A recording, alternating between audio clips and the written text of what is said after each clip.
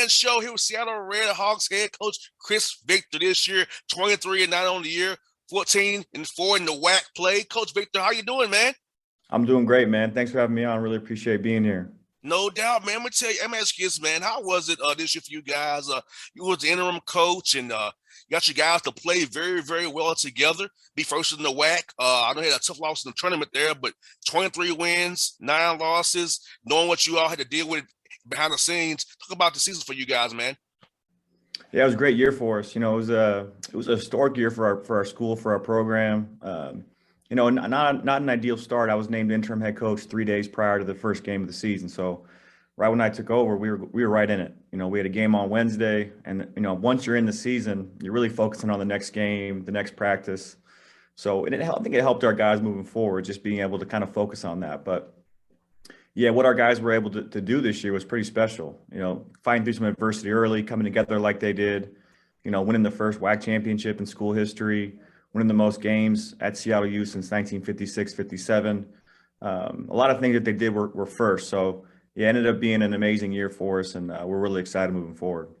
No doubt. And this will only be good for you because now you're the full-time head coach now after this great year you had now announced that in March. So how did it make you feel get the interim tag removed off of you, knowing you'll be the guy here going forward at Seattle U?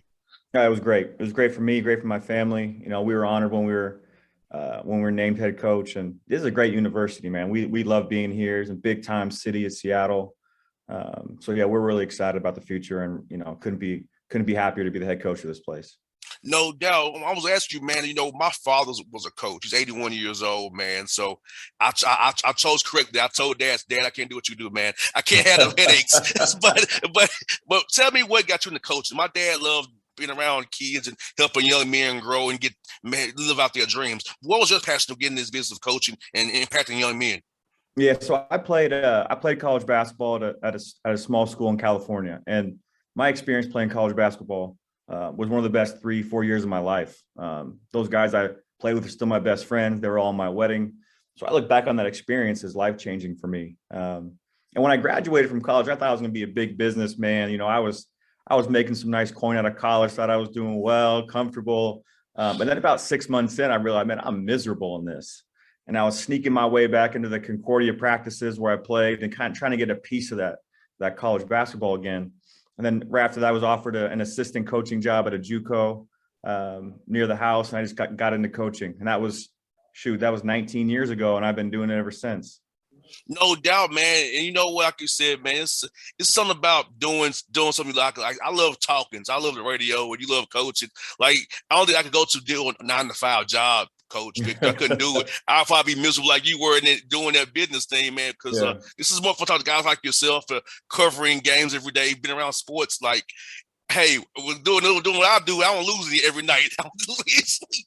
It's a great, oh man, yeah, you don't have the gig. ups and downs that we do, no doubt about it. It's a deal. But you're right about when you're talking about why your pops did it. I mean, for me, the ability to get a 17 or 18-year-old kid in your program and watch them grow for 3 years and then them leave a 22, 23-year-old man is something special. And there's nothing more rewarding than seeing your past players, seeing even your past coaches that are just being successful in life after hoop. So, basketball is what got me into it, but those life relationships and experiences are what have me here now. Yeah, because I'm my pop's only kid, but he has over 1,000 kids who can hit him up. So it's like he's like, you have to share me. Yeah, yes, I'm your dad, but I got Yeah, a lot more sons, 2 other than you, son. So okay, I guess. yeah, yeah. So you get it. You get the whole deal. No doubt, no doubt. And you know what? Talk about your league, the WAC, Coach Victor. I mean, I feel like it's gotten so much better. It was so good it got Miss Coast State a 12 seed in the tournament, and they Yeah. showed themselves very well. Competed against Arkansas and those guys very well. Could have won that game on play to here and there. Talk about how good your conference was to get those guys a 12 seed in the tournament based on what you all did as a conference together. Yeah, WAC's getting better and better every year. This was by far the best year we've had in a while. We added some big time programs. A lot of teams out in Texas joined the WAC. Stephen F. Austin's now a piece of it, big time program. Sam Houston State, obviously New Mexico State being as good as they've been the last decade. Grand Canyon's in it, Cal Baptist, Utah Valley's been. There's a lot of good teams in this conference, and it's deep. The WAC has kind of been adding and removing teams here and there, but right now it's top 15 conference in the country. And the better that we can continue to do, and the better we can continue to schedule and win some games, they'll keep going up. Speaking of scheduling games, the people that don't want to probably play you now because you guys won 23 games. So how's that been so far? Yeah, it was a little easier to schedule games a few years ago, no doubt about it. Yeah, I know that 23 and 9, we might not want to play those guys right now. So how's that been for you trying to get games this upcoming season coming up here, man? Yeah, we got a few more to go here, kind of blocking our schedule. You're right. There's not as much willingness to come play in Seattle as may have been in the past, but we'll figure it out. We'll get it done. We're excited about moving forward next year. We're playing a Diamond Head Classic, ESPN covered tournament over Christmas in Hawaii. So that'll be big for our program. No doubt. And, Seattle's a cool city. I come there when of course, the Falcons come play at the Seahawks. I come up there. Yep. So I remember that Monday night game some years ago was real cold and I was on the field, man, it sucked. But I enjoyed the environment over there at the link, but it was as cold as Chris. I'm like, we Atlanta dudes. We don't really want to be in the cold and wind. We was like, this is crazy. We enjoy the environment. But so for a young man, coming to Seattle is a great city. I got friends down in Bothell as well and up in Tacoma. Yep. So it's a great town. A lot of culture, a lot of diversity, a lot of experience that young man can get. And also with that Seattle U degree, maybe after basketball, get a job there as well. No question.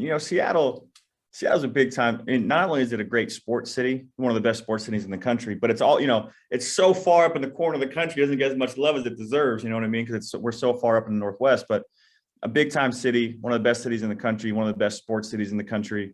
And our campus is right downtown. So we're right in the heart of it, so the experience these guys get going to school, like you mentioned, the level of degree they receive at Seattle University is big time. And they get the experience, the city right downtown. And, with the sports city, we're playing there's a brand new arena where the Sonics used to play. It used to be called Key Arena. Now it's Climate Pledge Arena. They put $1.1 billion and we get to play 11, 12 home games there. So not only are we going to school right in downtown, we're playing in one of the best brand new home arenas in the country, living in one of the best sports cities. So coming to Seattle U, being a member of this team is a great experience. Well, I'll tell you some inside information right now. The Sonics are coming back in about 2 or 3 years. I know. I don't want to say anything out loud, but I'm with you. Yeah, it's gonna be Vegas and the Sonics coming back. Yep. And then they're gonna move the Grizzlies to the Eastern Conference. You'll hear that real soon coming out of the NBA circles. So we already know what's gonna happen because it's make some more money. Yeah. Yeah, so they're ready for. They built the arena was built for that. So I know that was the plan. I think it was like a 5-year or less plan. So to hear 2 or 3s, that's good news. Now the portal, Coach Victor, is a new phenomenon now, man. You all having some success last year. Guys want to come and play for you now. And so how has that been trying to recruit guys, whether it be a JUCO guy, high school kids, international guys, portal guys, grad transfers who want to now interest in your program because of what you all did this past season? Yeah, the momentum that we had has definitely helped us.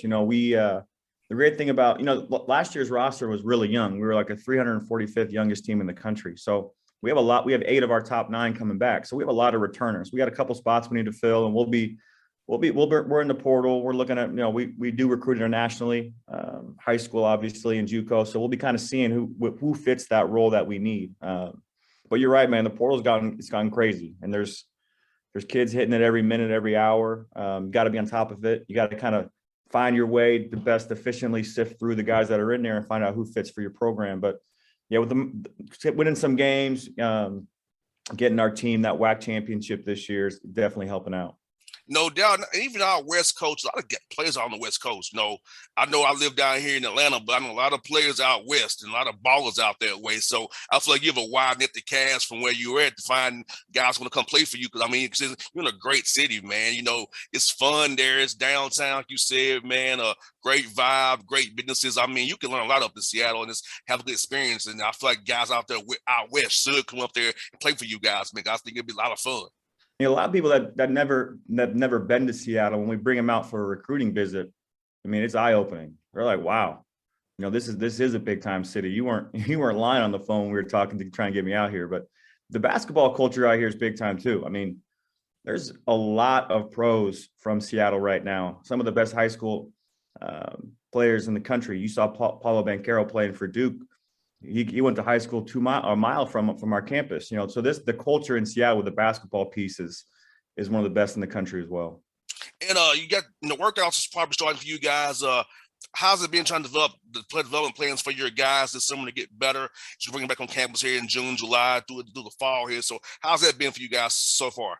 Yeah, it's been great. We're kind of going through individual meetings with our guys, kind of taking a deep dive into how their year looked, what they were good at, what they struggled with, and then kind of developing plans from that. So we get all the spring, all the summer to really focus on individual. During the season, we're worried about the team, trying to get the team as good as it can be, win as many games as possible. When you get to the off season, now you're focused on the individual. So just trying to develop their games, improve some of the things they struggled with, and really get them ready for a great year next season.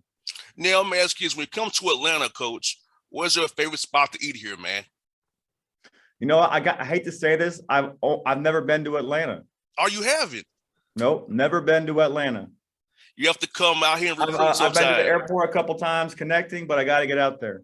You got to come one of our alums starting some grassroots basketball out in Atlanta, Jack Shaughnessy, doing some big things out there. So we will be out there this spring and summer for sure. Well, Coach, when we get off the air, I'm going to get your numbers so I can take you out to eat, man. Take you somewhere good to eat, man. I will show you the spots here in the ATL. When you come here, you'll enjoy it, man. I got you. When you all come to town, I got you for sure, man. And this is being recorded, so I'm gonna play this back to you when I'm on my way. When I tell you I booked my flight, this is gonna be played back to you on the text message. Hey, I'll come get you at the airport even if I have to. I'm all in. I'll come do it. Well, Coach, thank you for your time today, brother. We'll do this again real soon, man. I had fun, man. Appreciate you. Thanks for having me on, man. Me too. No doubt.